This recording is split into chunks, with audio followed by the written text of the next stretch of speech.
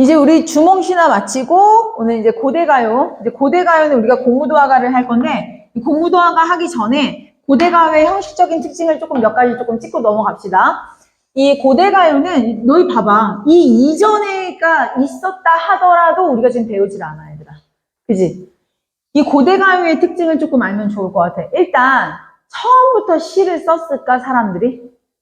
아니지. 처음에는 어떤 식이었냐면 자, 우리가 한 부족이야. 나라 아니야. 부족이야, 얘들아. 알겠지? 부족이서 사냥을 나가서 엄청난 먹잇감을 사냥에 성공했어. 그리고 뭐 그날 밤에 불을 피워놓고 앉아서 여기저기 논아 먹으면서 갑이나 우리 부족이 원래 어떤 민족이었는지 아니 저 푸른 들판을 헤치고 다니면서 어쩌고저쩌고 뭐 이런 얘기를 했을 거란 말이야. 그치? 그러면 다음날 이 이야기를 들었던 꼬맹이들이 어떤 기억에 남는 구절이 있었을 거야. 그치? 그러면 우리 부족은 이러했다네 하면서 어떤 그 구절을 막 노래를 부르고 다니는 거야. 이제 이런 거 좋아하는구나. 이런 걸 막 노래를 부르고 다니면 그게 노래가 된 거고 그게 기록이 되면 시가 된 거야, 얘들아. 이해됐어요? 그 처음부터 시로 딱 기록한 게 아니라고, 얘들아. 처음엔 뭐 하다가 구전되다가 이 이후에 기록이 되었겠지. 근데 이 이후에 기록된 방식이 어떻게 기록이 됐는가야, 얘들아. 얘들아, 우리 저기 지금 써놔서 알겠지만 한글이 언제 나오지? 그러지 마. 조선시대, 그치? 조선시대 때 나오니까 이때는 이 기록했던 게 뭘로 기록하냐면 우리말로 구전되던 것을 한문으로 번역해서 기록을 했겠지. 한문으로 번역해서. 그래서 우리가 이런 걸 뭐라고 얘기하냐면 한문으로 번역했다라고 해서 무슨 시? 한역시다라고 부를 거야, 얘들아. 여기서 조심해야 돼. 한역시라고 하면 한글로 번역했다고 이렇게 착각하는 애들이 많아. 한글로 번역한 게 아니라 한문으로 번역했다고. 이거에 좀 특징을 보여주면 우리 오늘 발췌된 지문에도 있는데 황조가라고 있어요. 펄펄 나는 저개꼬리 암수가 서로 정다운데 외로운 이내 몸은 누구와 함께 돌아갈까? 이런 시조가 우리 시조랜다. 이런 글이 하나 나오거든요. 그럼 너희 생각해봐. 펄펄 나는 저개꼬리 이거를 우리가 문자로 적어야 되는데 어떻게 적지? 이게 고민이 시작이 된 거지. 그래서 잠깐만. 펄펄 나는 노란 깨꼬리였어, 원래 노란 깨꼬리. 근데 그 노란 깨꼬리는 한자가 있어요. 황조라는 한자가 있어. 근데 중요한 건 펄펄 나는이야. 펄펄 한자로 펄이 없어. 어떡하지? 아이씨 그냥 비슷한 거 갖다가 하지 뭐. 그래서 이렇게 써져 있는 거야. 편편황조. 그러니까 펄펄 나는 저 노란 깨꼬리가 이렇게 하는 구절을 한문으로 번역했다라는 게 이런 뜻이야, 얘들아. 이해됐어요? 그래서 이거는 한문으로 번역한 시다라는 거 꼭 기억해 주시고요. 또 하나, 얘들 이거 우리 여기다가 하나 더 덧붙일게. 이게 사구의 한역시라고 얘기할 거예요. 사구가 뭐냐면 그냥 네 줄만 썼으면 됐다고. 네 줄. 이해됐어요? 어떤 형식상의 특징이 이렇게 막 집요하거나 또는 체계적이지가 않아. 그냥 몇 줄? 네 줄만 쓰면 됐다고, 얘들아. 자, 그 다음에 또 하나. 처음부터 이런 게 아니었어요, 얘들아. 처음에 내가 뭐라 그랬지? 배경이 되는 설화가 있어야 돼. 배경 설화의 어떤 부분이 한 톡 튀어나와서 기억에 남는 부분만 막 노래를 불렀다고 했잖아. 그치? 그렇기 때문에 배경 설화가 존재했고 그 다음에 여기서 튀어나온 노래가 있었어. 그러니까 노래와 춤과 이런 배경 설화가 함께 어우러지는 무슨 예술이었다. 종합 예술의 형태였다. 처음부터 시로 탁 완성해서 이걸 보세요. 이게 아니라고, 얘들아. 이해됐니? 다 같이 즐거워. 막 뭐 예를 들면은 너 생각해봐. 그 원시 부족 시대야, 얘들아. 그 원시 부족 시대 때 뭔가 노래를 부를 만한 일이 뭐가 있을까를 생각해봐. 둘 중에 하나. 너무 즐겁거나 너무 슬프거나. 우리 슬플 때 노래를 부른다는 게 이해가 안 될 수도 있는데요. 이게 슬플 때 노래를 부른다는 게 뭐냐면 죄를 지내는 거야, 얘들아.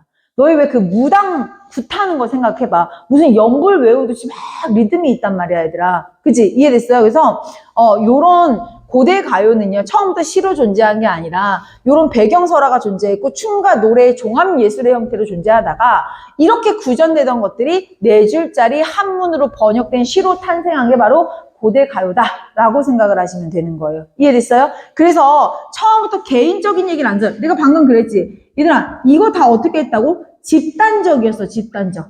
왜? 야, 부족들이 노래를 부를 일은 그렇게 흔치가 않아. 첫 번째, 아주 기쁘거나, 두 번째, 아주 슬프거나. 니네 그런 거 있지? 내가 얘기 여러 번 했었는데, 그 인디언들이 기우제 지낸다고 하잖아. 기우제가 뭐야? 비 좀 내려주세요. 왜냐면 얘네한테 비가 필요하거든, 얘들아. 비 좀 내려주세요 하고 이제 하늘에다가 재를 지내는 거야. 그럴 때 노래를 부르는 거야, 얘들아. 근데 그 비를, 그런 정신 내가 본받아야 된다 했잖아. 인디언들이 기우제를 지내면 100% 비가 온대잖아. 왜? 올 때까지 지내서. 이런 거야. 비를 내려주세요, 비를 내려주세요. 한 달 지났어. 한 달 지나고 비가 와. 그럼 뭐라 그래, 인디언들은? 하늘이 우리의 기도를 들어주셨다. 이런 정신승리가 우리에게 좀 필요합니다. 알겠죠? 그렇기 때문에, 집단적인 서사시에서 어디로 가는? 개인적인 서정시로 가는 어떤 형태? 과도기의 형태에 있던 게 바로 고대가요다라고 생각하면 어떤 애들은 그래. 집단적인 서사시, 집단적인 서사시 이렇게 외우는데 아니야. 집단적인 거에서 개인적으로 이동하는 것까지 다 있어. 왜냐면 우리가 오늘 배우는 작품이 개인적인 서정시야. 너희 배웠잖아, 학교에서. 남편이 죽은 거 울고 있는 시거든. 이게 집단적인 기원이니? 아니지. 보통 집단적인 기원은 둘 중에 하나야. 방금처럼 부족을 위해서, 삶을 위해서 비를 내려주세요. 아니면 우리를 다스릴 왕을 내려주세요라는 구지가라는 게 있어요. 거부가 머리를 내어라. 그렇지 않으면 구워서 먹으리. 거기서 거북이가 왕이거든. 그래서 어쨌든 이렇게 원래 집단적인 서사시에서 개인적인 서정시로 가는 과도기에 존재했던 게 바로 고대가요. 그럼 얘들아, 너 생각해봐. 우리가 오늘 배우는 공무도화가가 집단적인 거야, 개인적인 거야? 개인적인 거지. 그렇다라는 건, 우리가 오늘 배우는 공무도화가는 우리나라 최초의 서정시였던 거야. 이해돼요? 우리 요번에 이 4단원에서 뭔가 맨날 계속 최초 내가 얘기를 할 거거든요. 요거 잘 구분해야 됩니다. 알겠죠? 자, 공모도화가는 뭐라고? 최초의 서정시. 이것은 이따가 또 써드릴 겁니다. 자, 그래서 집단적인 경로에서 개인적으로 가는 그런 과도기적 문학이 바로 고대 가요였다라고 생각을 하시면 되겠어요. 이해됐니? 네. 자, 그럼 요런 것들을 봤다. 이거 나중에 선생님이 평가까지 쭉 쓸 거거든요. 요러면 나중에 이거 사진 찍어가서 누적시켜서 우리 A4지 한 장 또는 뭐 패드에다가 적어서 뽑아달라고 하세요. 알겠죠? 이거 외울 겁니다. 이제 자리가 좀 좁으니까 일단 현관은 좀 더 옮겨야겠네. 자, 공모도화 가볼게요. 211페이지 가겠습니다. 작품 소개부터 읽겠습니다. 이 작품은 백수강부가 강을 건너다가 빠져 죽자 그의 아내가 이를 한탄하며 노래를 불렀다는 내용을 담고 있는 고대가요다. 고대가요에다가 네모박스 쳐주시고 이게 글의 갈래죠. 공모가 집단적 의식에다가 네모박스, 집단적 의식을 담은 노래에서 정착 개인적 정서에다가 네모박스로 화살표 쳐주세요. 내가 아까 그랬잖아. 이쪽으로 가는 어떤 형태다? 과도기적 형태다. 얘들아, 변화하는 시기에다가 밑줄 치고 과도기적이라고 써주시면 되겠죠.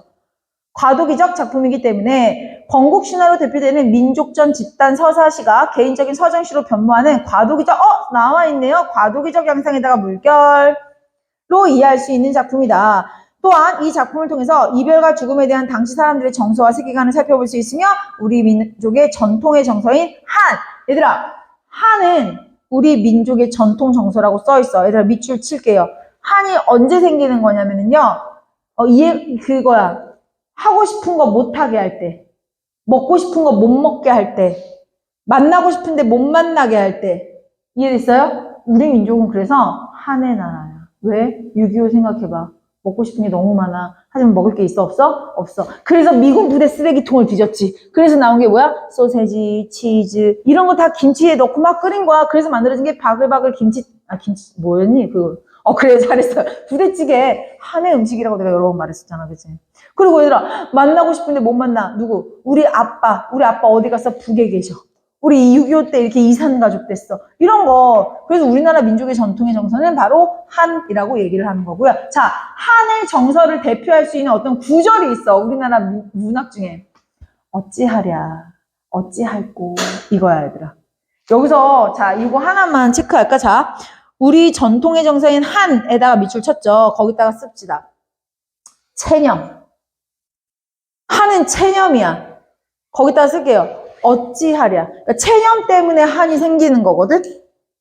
만나고 싶어. 근데 내가 그쪽으로 북으로 갈 수 없는 것을 어찌할 수 없다라고 얘기하는 게 바로 체념의 정서야. 이해됐니? 약간 이렇게 되는 거랑 똑같아. 가빈, 너 오늘 선생님이 수업한 거 하나부터 열까지 다 본문까지 필기해야 집에 간다. 라고 내가 얘기를 하는 거야. 그런데 이제 가빈이가 엄마한테 연락이 와. 가빈아, 한 6시간 있다가, 가빈아, 너 어디니? 왜 안 오니? 하면은 가빈이가 얘기하지.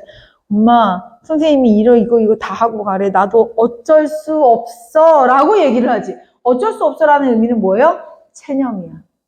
이게 왜 생겨? 집에 가고 싶은데 못 가는 한 때문에 생기는 정서라고 얘들아. 이해됐어요? 이게 우리나라 민족의 정통의 정서인 한이고요. 그 한을 표출하는 정서는 체념. 그 체념을 표출하는 문구는 어찌하랴, 어찌할꼬 이런 겁니다. 이해됐어요? 근데 옛날에 고장고에서 한번 매기는 문제가 나왔었어. 나 아직도 이거 기억나. 고장고에서 이게 배우다 보면은 우리 오늘 배우는 작품이 공무도화가 배울 거고요. 살짝 스포할게요. 공무도화가 배울 거고요. 그 다음에 향가 작품 중에 그게 있어. 그 처용가라는 작품이 있어. 처용가라는 작품도 우리 책에 나오고요. 우리 다음 시간에 고려가의 청산별곡 배울 거거든요. 청산별곡에서도 여기서 다 어찌할꼬라는 구절이 등장해. 체념의 정서가 나타나거든. 근데 다 밑줄 쳐놓고 고장고에서 어떤 다른 작품을 갖다 와서 내가 이렇게 좋으니 어떠한가 이런 구절이 있었어. 얘들아, 어찌하랴, 어찌하리, 어찌할꼬 이거와 어떠한가 이거는 다른 느낌인 거야. 이해됐어요? 자, 이거 좀 봐라. 이거 어떠냐? 이거와 아휴 내가 이걸 할 수 없으니 어떻게 할 수가 없다. 이거는 다른 느낌이거든요. 다른 정서를 찾아라에 어떠한가가 밑줄이 쳐져 있었거든요. 이런 거 조심하라고 또 한번 얘기해 드리겠습니다. 근데 우리 오늘 배우는 작품 공무도화가 그리고 처용가도 오늘 배울 건데요. 여기 둘 다 어찌할꼬 등장하고요. 다음 시간에 배우는 청산별곡에서도 어찌할꼬가 등장합니다. 이 어찌하랴 어찌할꼬는 우리나라 민족의 정서, 체념, 한과 맞닿아 있는 구절이다 라고 생각을 해주시면 되겠네요. 자, 우리 어디로 가냐면요. 211페이지 갈게요. 이런 게 문제야. 시적 화자의 절박한 심정. 화자가 누구지? 백수강부의 아내라고 했죠. 자, 앞에 봅니다. 지금부터 이거 얘기하기 시작할게요. 한적한 물가에 누가 살았어요? 우리 백수광부가 살았어요. 광부네 집이에요. 근데 우리 미친 백수광부가 술을 먹고 물속으로 들어가네요. 우리 물에 술 먹고 들어가면 죽어요. 그죠? 그렇기 때문에 여기 그걸 보고 있는 누구의? 광부의 처가 되겠지. 얘는 광부가 되겠고요. 백수광부. 자, 이 광부의 처가 니마 강을 건너지 마오 하고 부른 거지. 남자는 여자 말을 잘 들어야 돼요. 여자 말을 안 듣죠? 기어이 님이 그 강을 건너셨네. 그래서 어떻게 됐어요? 죽었어요. 가시님을 어이할꼬. 얘들아, 가시님을 어떻게 할 수 있어 없어? 주몽 불러. 살려달라고 해. 자, 미안해. 자, 어쨌든 가시님을 어이할꼬라고 얘기했다는 거는 가시님을 나도 어쩔 수 없다. 거기서 드러나는 한과 체념의 정서야. 왜? 가시님을 다시 살려내서 보고 싶고 만나고 싶어 하지만 그럴 수 없어. 거기서 생기는 정서인 거예요. 이해됐어요? 자, 그러면 잘 봐. 이게 문제가 있어. 작가가 누구냐. 얘가 여기서 이렇게 애달프게 이렇게 외치고 있는 걸 일하러 나온 뱃사공이 봤네. 이 뱃사공의 이름은 광리자고예요. 광리자고. 여기 이제 일하러 나온 뱃사공이야. 이 장면을 우와우 직관한 거야. 이렇게 슬플 수가 없어. 그래서 이 뱃사공이요. 집에 가서 자기의 아내에게, 그러니까 백수강부의 처지, 아니지. 광리자고의 아내죠. 이 처의 이름은 여옥입니다. 그래서 이런 썰이 있어. 이 장면을 목격한 광리자고가 집에 와서 아내한테 야, 나 오늘 일하러 나갔다가 이렇게 처절한 장면 봤다? 그래서 남자 죽고 여자 울고 난리도 아니었어. 이걸 여옥한테 얘기해 준 거야. 근데 여옥이 이걸 노래로 만들어서 불렀다라고 얘기를 해요. 그럼 얘들아, 이 공무도화가의 작가는 누구니? 광리자고의 아내 여옥이 되는 거거든. 근데 어떤 편에서는요, 너희 책이야. 너희 책에서는 자, 광부가 물에 빠져 죽었어. 남편이 물에 빠져 죽자 와이프가 말리다가 너무 슬퍼서 그 자리에 주저앉아 울다가 노래까지 만들어 불렀대. 말은 안 되는데. 자, 그래서 그러면 광리자고는 뭐까지 들은 거니? 노래까지 들은 거야. 그래서 그 노래를 여옥한테 알려준 거야. 그 여옥이 퍼뜨린 거야. 이해됐어요? 그래서 그 얘기 조금의 다소의 차이는 있지만 어쨌든 너희 책에는 이 노래는 누가 불렀다? 얘가 불렀다라고 나와 있는 거야. 자, 지금 내가 뭐 해드린 거예요?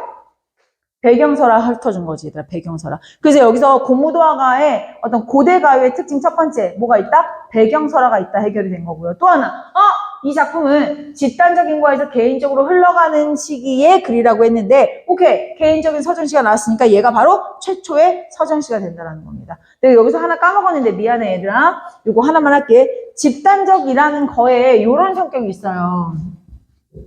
의식적이고 주술적이다라는 성격이 들어있는데 이게 왜 그러냐면 아까 전에 내가 얘기했잖아. 인디언들이 기우제 지내면 반드시 비가 온다. 그게 주술이야. 우리의 뜻을 들어주셨다. 우리의 말이 이루어졌다. 이래서 주술적인 성격이 담겨 있다는 겁니다. 이런 거는 그냥 어차피 너희 거 아니라서 대충만 알아두실게요. 아까 빼먹은 것 같아서 잠깐 얘기했어요. 자, 그러면 우리 근데 이제 이런 거야. 봐봐. 내용은 알겠어. 내용은 이런 건 이제 내가 반복하지 않아도 내가 까먹지 않는데 이런 부분이야. 이 시에서 화자는 자신의 정서를 직접적으로 표출했다고 할 때 그 직접적이라는 단어가 맞냐 틀리냐지. 이런 게 우리를 미치게 하는 거거든, 시험 볼 때. 근데 직접적이라는 게 맞다고 책에 나와 있어요. 어디를 보니까. 자, 특징 갈게요, 특징. 자, 네모박스 우리 제재 개관에서, 작품 개관에서 특징 첫 번째. 시적 화자의 절박한 심정을 직접적이다가 동그라미 쳐주세요. 원래대로라면 직접적이 아니라 절박한 심정이라고 해. 거기가 더 무게감이 있는 단어지. 하지만 내신 대비해서는요. 절박한 심정인 거 모르니? 안 배워도 알아 이거는. 그치? 하지만 직접적으로 얘기하고 있다는 건 헷갈릴 수 있는 말이기 때문에 꼭 잘 체크해두도록 합니다.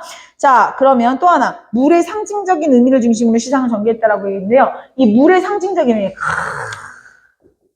얘가 어디에 빠져 죽었더라? 물에 빠져 죽었어요. 이 물의 상징적인 의미는 조금 더 작품을 디테일하게 하고 난 후에 다 무겁게 잡도록 할게요. 자, 뒤쪽으로 넘어갈게요.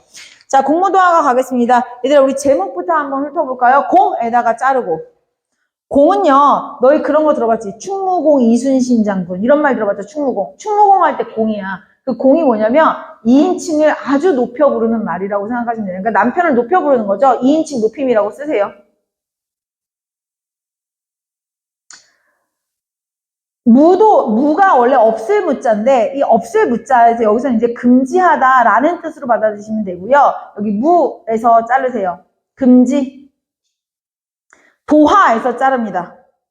도하는 도가 건너다. 하는 강이야. 그래서 이마 강을 건너지 마시오라는 제목이 만들어지는 거예요. 도하는 강을 건너다. 그 제목을 풀이해보면 니마 강을 건너지 마시오라는 그 유명한 제목이 만들어지는 겁니다. 이해됐나요? 네. 얘들아, 우리, 요거 무슨 시라고 했지? 한역시라고 했던 거 기억나요? 그래서 옆에 보면은 처음으로 쓰여져 있는 건 왼쪽에 써 있는 한문으로 우리말을 번역해 놨다라는 뜻입니다. 이해되니? 그걸 다시 너희가 배우라고 오른쪽에 있는 한글로 써놓은 거야. 그래서 우리 한문 있는 데다가 한역, 사구의 한역시라고 쓰시면 돼요. 사구의 한역시. 한문에다가.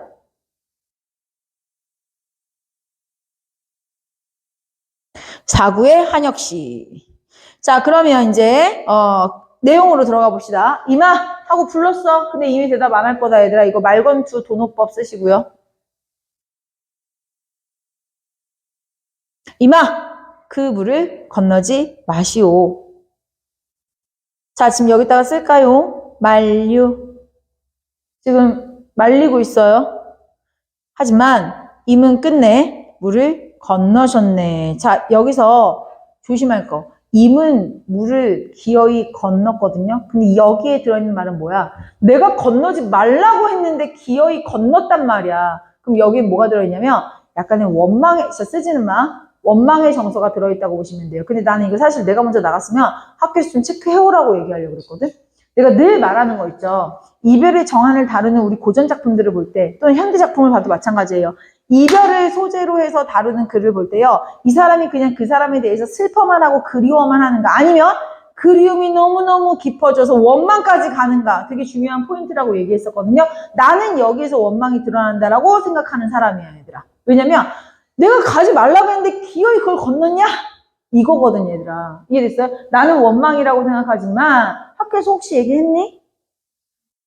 아직 안 했어, 여기? 뭐 했어, 그럼 학교에서? 주몽 씨는 아직 하는 중이야? 야, 어디는 지금 공무도가 나갔다 그랬는데? 너? 근데 안 들었대, 학교 수업. 그래서 좀 들어봐. 민정이는? 민정, 쟤도 은근히 학교에서 뭐 안 들어. 아직 나가긴 했어? 수민이는? 아직 안 나갔고. 예주는? 예주 뭐 나가? 예주 뭐 나간다고?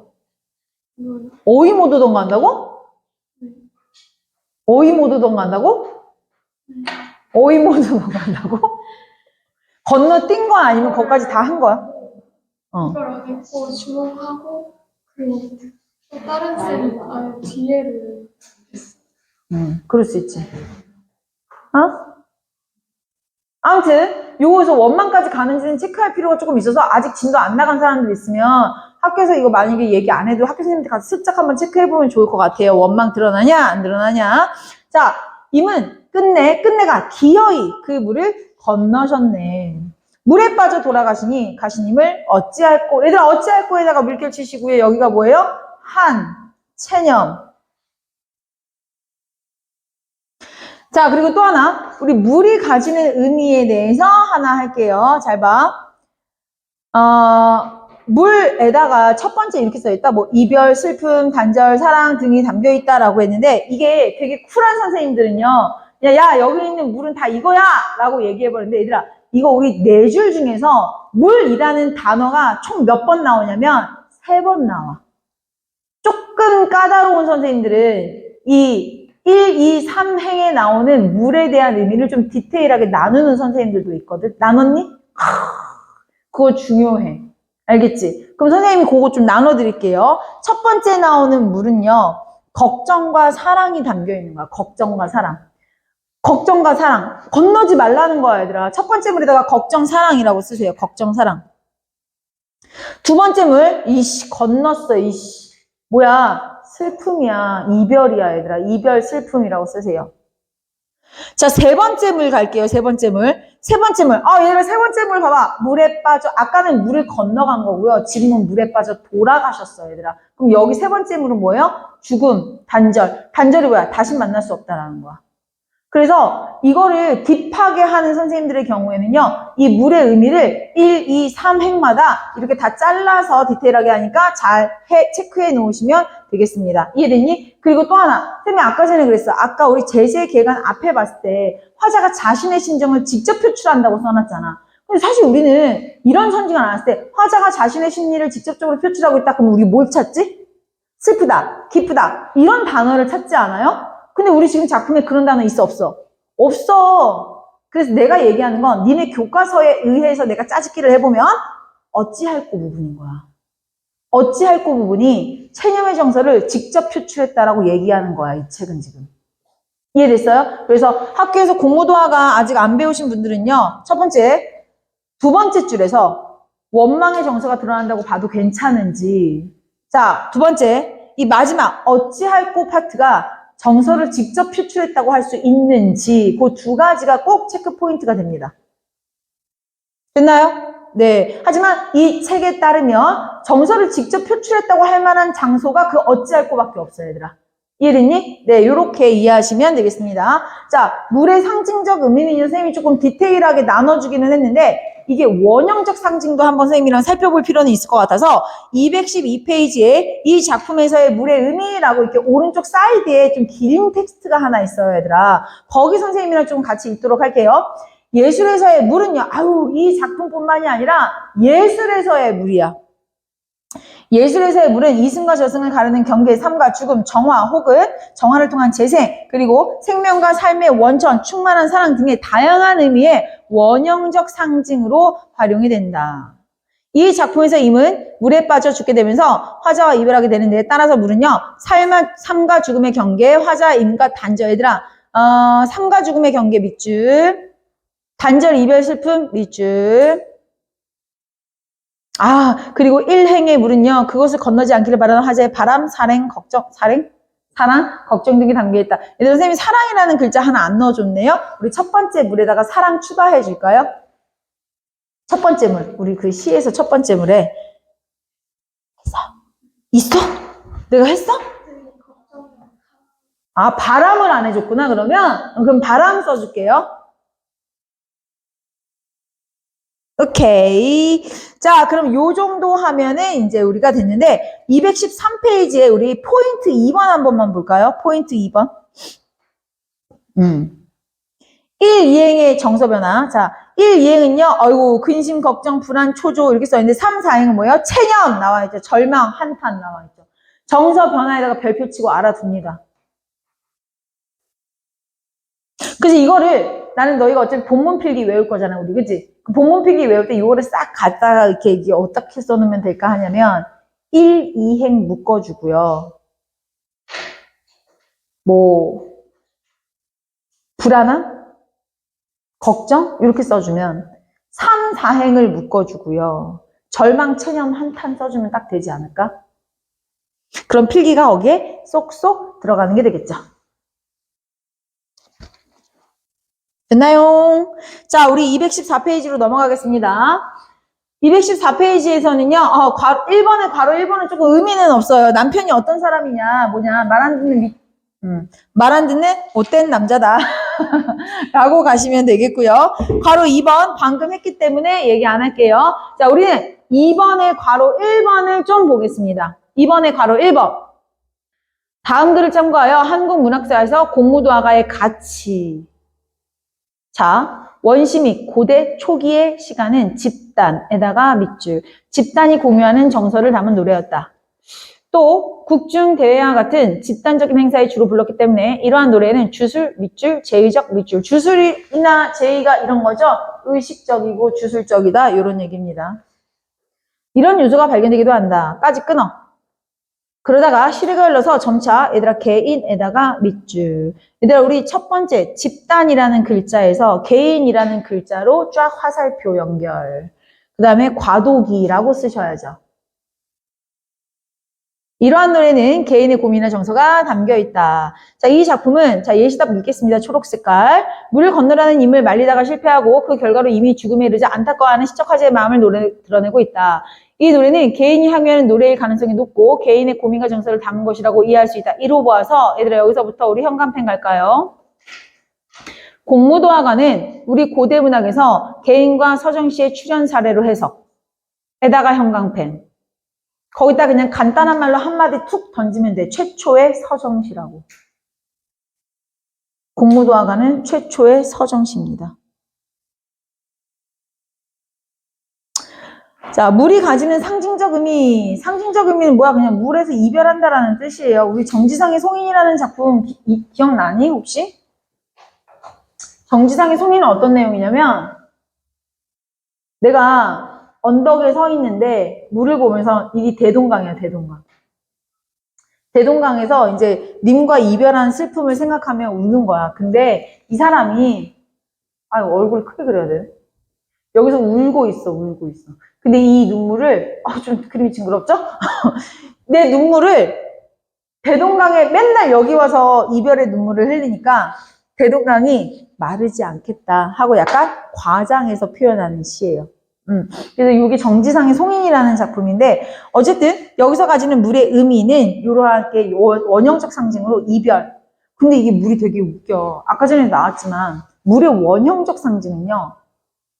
죽음도 있어. 왜? 우리 가끔 요단강 건넌다를 죽음으로 표현하기도 하잖아요. 그러니까 강을 건넌다, 물을 건넌다라는 의미가 죽음을 상징하기도 하는데 우리 물은요. 생명력을 의미하기도 해. 너희 물 없이 살 수 있어? 야, 우리 몸의 몇 프로가 물이냐? 70% 넘지 않니? 그치? 그리고 또, 우리는 어디서 태어나지? 양수. 그래서 물은 생명력을 상징하기도 합니다. 그리고 또는 재생, 정화의 의미를 갖고 있기도 해요. 그래서 물이 가지는 상징성은 엄청나게 다양합니다. 자, 215페이지로 넘어갈게요. 다음 노래는 고구려의 노래인 황조가와 배경설화이다. 배경설화와 함께 작품을 감상하고 다음 활동을 해보자 라고 얘기했는데요. 오케이. 자, 앞에 봐요. 우리는 지금 고대 가요를 하고 있고 고대 가요에서 개인적인 서정시 공무도화가 한 편을 배웠거든요. 근데 여기에 한 편 더 배우겠다라는 거야, 얘들아. 황조가라는 작품 쌤이랑 간단하게 좀 배워보도록 할게요. 나는 근데 아니다. 뭐 이건 개인적인 거고 황조가가 더 나는 재밌는 것 같아. 옛날에 유리왕이 있었는데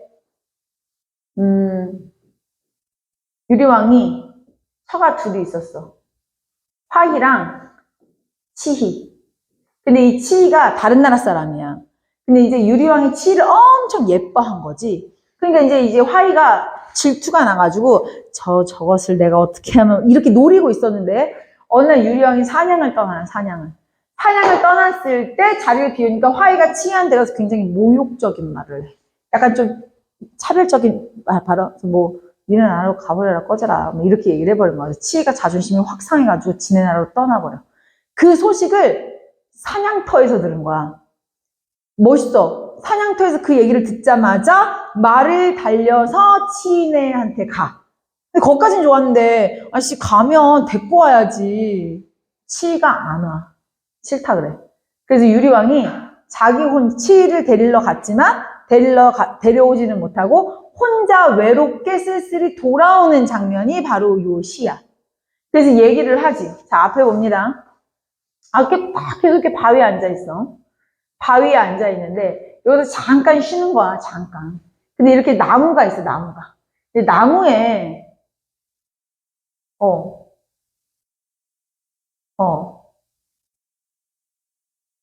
괜찮은 것 같아, 그림이. 그쵸? 얘네가 앉아서 이렇게 놀고 있는 거야. 새 두 마리가. 얘네가 바로 황조야. 펄펄 나는 저 꾀꼬리. 근데 암과 수가 서로 어떻대? 정답다. 요 펄펄 나는 저 꾀꼬리는 암수가 서로 정다운데 우리의 화자 나는요 어디가 외롭다라고 표현해요. 그래서 이런 시가 나온 거야. 왜냐면 화치를 데리러 갔다가 실패하고 혼자 지금 집으로 돌아가는 길이잖아. 그래서 잠깐 바위에 앉아서 쉬는데 나무 위에 있는 저 새가 너무 정다워 보이는 거야. 그래서 얘기해야지. 펄펄 나는 저 꾀꼬리는 암수가 서로 정다운데 외로운 이내 몸은 누구와 함께 돌아갈까라고 얘기하는 구절이야, 얘들아. 이해됐니? 근데 자, 여기서 우리 알아야 될 거 갑니다. 일단 아무래도 고대 가요이다 보니까 뭐가 존재했어요, 지금? 배경설화가 존재했다라는 거. 근데 얘들아, 집단적인 서사신이 개인적인 서정신이 당연히 개인적인 서정시예요. 알겠죠? 자, 그리고 또 하나. 여기서는 표현상 특징 하나만 선생님 좀 잡고 갈게요. 얘들아, 잘 봐. 우리 황조는 정답고 화자는 외롭다라고 얘기했죠? 객관적 상한물. 그지? 자, 봐봐. 나는 외로운데 저기 정다운 커플을 보면 어때요? 내 외로움이 커지지. 그래서 이거 객관적 상관물 꼭 체크해 두도록 합니다. 자, 우리 다시 필기 들어갈게요. 펄펄 나는 저 꾀꼬리, 꾀꼬리에다가 네모 박스. 꾀꼬리의 정수 가겠습니다. 꾀꼬리는 정답습니다. 정답다에다가 밑줄 치시고요. 이건 꾀꼬리의 정서. 외로워라. 와우, 이게 바로 직접적인 감정 표현이지. 외롭다라고 했으니까. 외로운 건 누구예요? 이 내 몸에다가 네모 박스. 내 몸. 아하, 꾀꼬리는 정답고 나는 외롭고 누구와 함께 돌아갈고. 됐나요? 네. 자, 그래서 요렇게 우리가 고대 가요 두 개를 좀 배워봤고요. 선생님이랑 어디로 가냐면 215페이지 특징 갈게요. 특징. 작가와 창작 연대가 구체적으로 알려줬다. 구칭. 그리고 시적 화자와 대비되는 자연물 누구야? 꾀꼬리. 화자의 정서를 강조했다라고 얘기하는 거 객관적 상관물이라고 얘기하시면 되겠습니다. 여기까지 내용 이해됐니?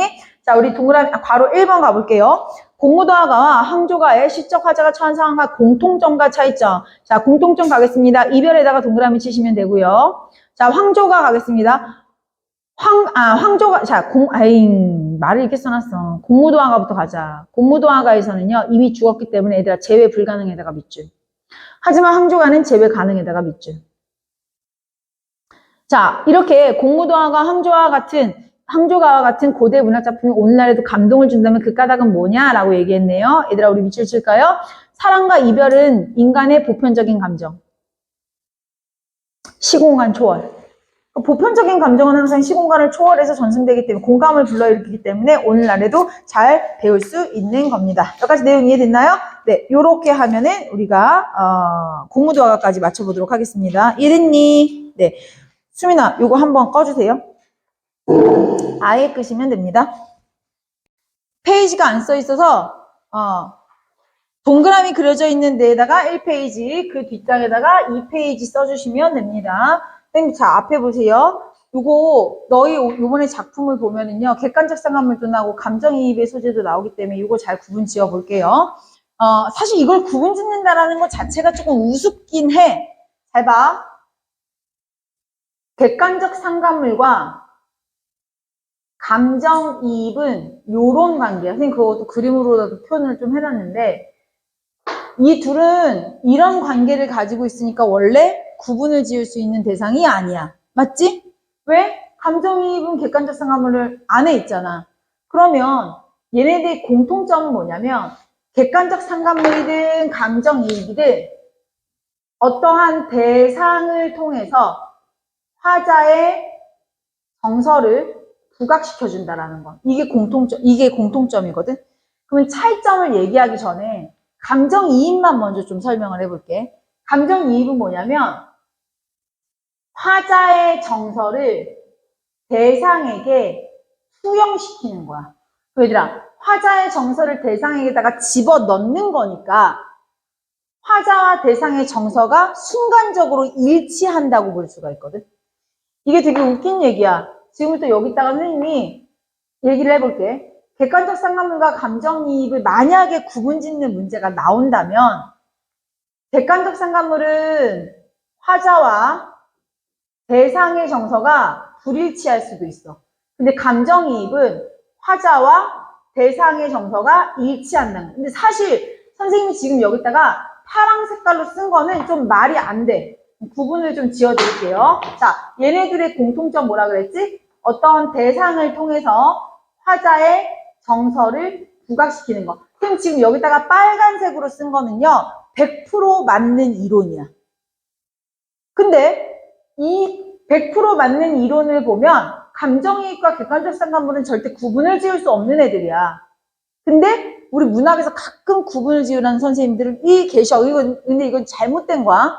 근데 이걸 구분을 지으라는 문제를 만났을 때는 어떻게 해야 되냐라는 팁을 주는 게 파란색이야. 그러니까 빨간색은 이론. 원래 이게 정석적인 이론이고요. 이 파란색은 뭐냐면 그냥 선생님의 팁이야, 팁. 팁은 어디서 이렇게 배웠다 그러면 잘못 배웠다고 얘기할 거야, 얘들아. 이게 무슨 소리인지 선생님 살짝 설명을 해줄게요. 감정이입은 화자의 감정을 대상에다가 집어넣는 거야. 대상의 감정 따윈 중요하지 않아. 내 감정을 집어넣어 버리는 거거든. 예를 들면 지금 예주가 집에 가고 싶니? 미친 듯이 집에 가고 싶어. 얘의 정서는 지금 뭐야? 집에 가고 싶다. 근데 지금 이 가빈이가 갑자기 벌떡 일어나서 전 더 이상 못 참겠어요 하고 뛰쳐나갔단 말이야.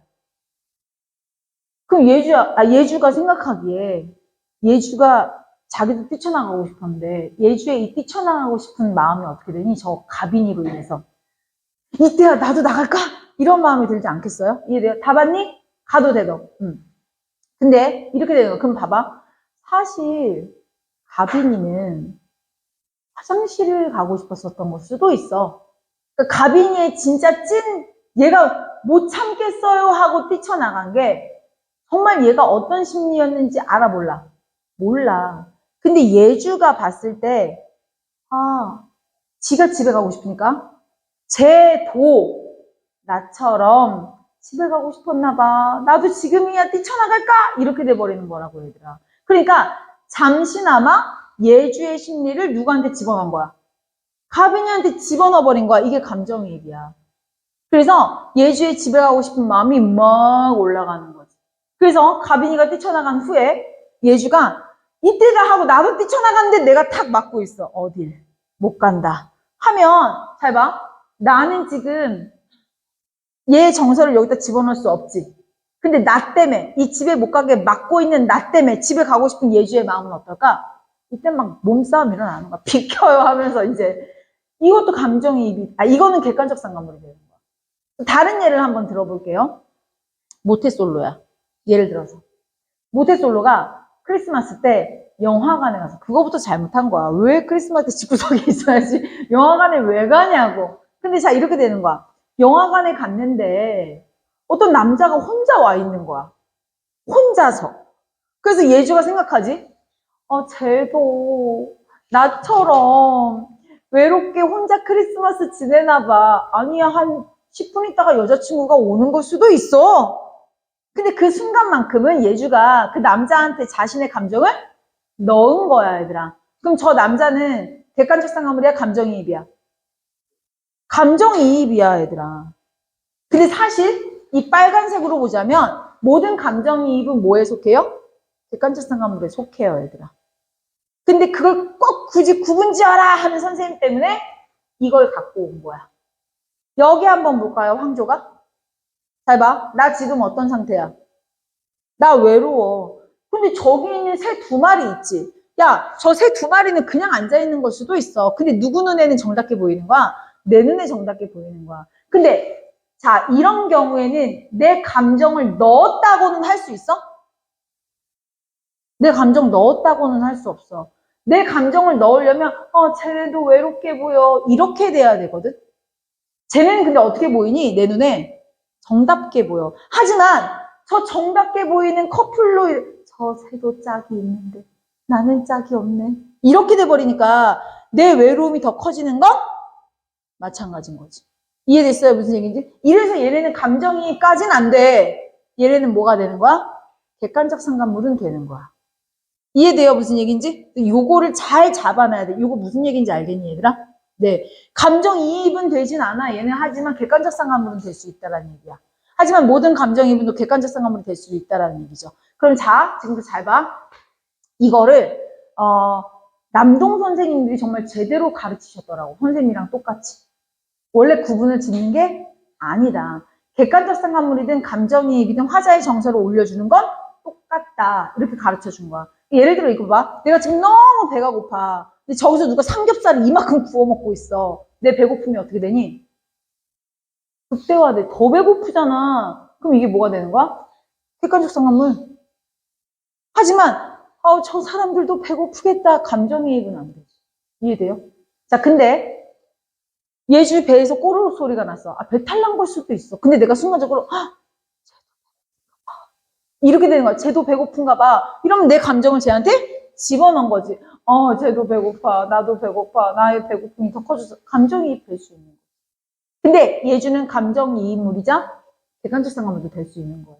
이해됐어요? 그래서 원래는 구분 짓는 건 안 돼. 근데 그걸 구분 지으라는 선생님들 때문에 감정이 불일치냐 일치냐를 선생님 파란색으로 팁으로 좀 드린 거예요. 이따가 이거 필기 잘 해놓으시면 되고요. 일단 선생님이랑 어디를 볼 거냐면은 요 예문 1번 볼게요. 황조가는 했어요. 그죠? 깨꼬리에다가 밑줄 치시고 깨꼬리는 객관적 상관물이죠. 왜? 정서가 달라. 하지만 나의 외로움은 올라가. 이해됐죠? 자, 하지만 왕방연의 천만리 머나먼 길에 좀 볼까요?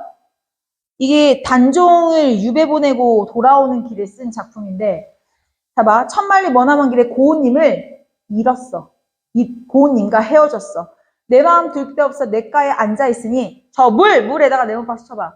물도 밑줄 내 마음 같아서 울면서 밤길 가는구나. 야, 저 물은 그냥 흘러가는 거야. 근데 물이 줄줄줄줄줄 흘러가는 그 소리가 마치 우는 소리 같아 라고 지금 얘기하고 있는 거거든. 지금 누가 울고 있어? 내가 울고 있는 거야. 이건 뭐야? 감정 집어넣었어? 안 집어넣었어? 집어넣은 거야, 얘들아. 이 감정이. 이해됐니? 자, 뒤쪽으로 넘어갈게요.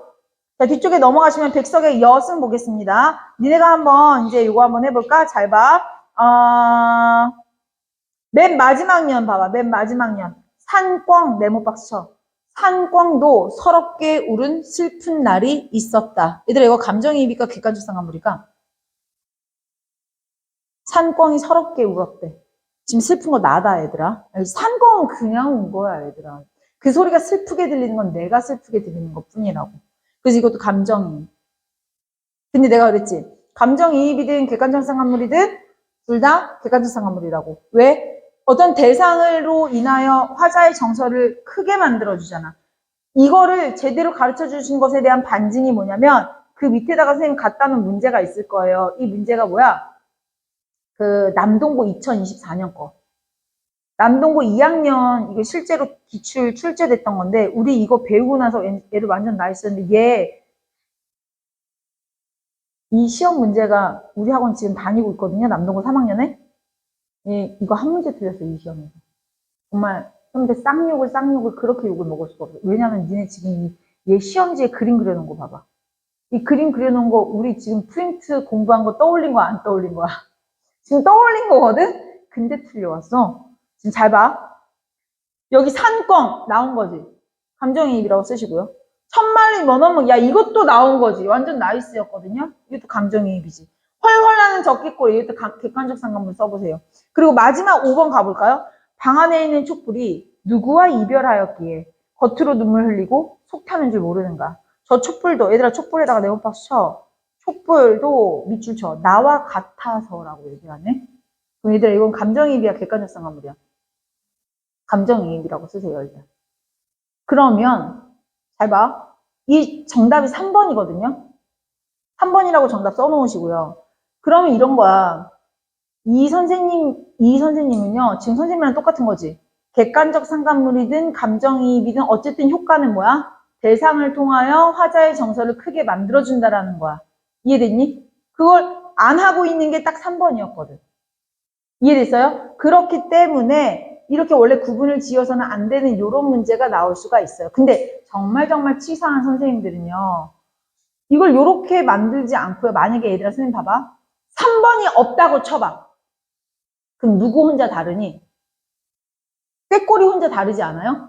이걸 갖다가 문제를 만들어내서 너희한테 문제로 다가올 수도 있어요, 얘들아. 이거를 좀 기억을 잘 해놓으셨다가 객관적 상관문과 감정이입을 배울 때 학교에서 어떻게 수업하시는지 잘 들어주세요. 근데 이게 그냥 아무것도 모르는 채로 그냥 이렇게 수업을 듣는 거랑 이렇게 제대로 한번 배워놓고 선생님께서 어떤 뉘앙스로 수업을 하시는지를 들으면 아, 저 선생님은 어떤 기준인가 보다 하고 이게 보인단 말이야.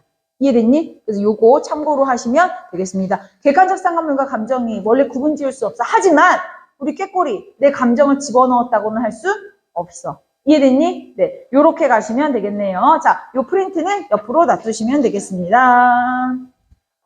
자, 수미 나오면 영상 다시 한번 꺼주세요. 우리 다음 장기파랑가 나갑시다.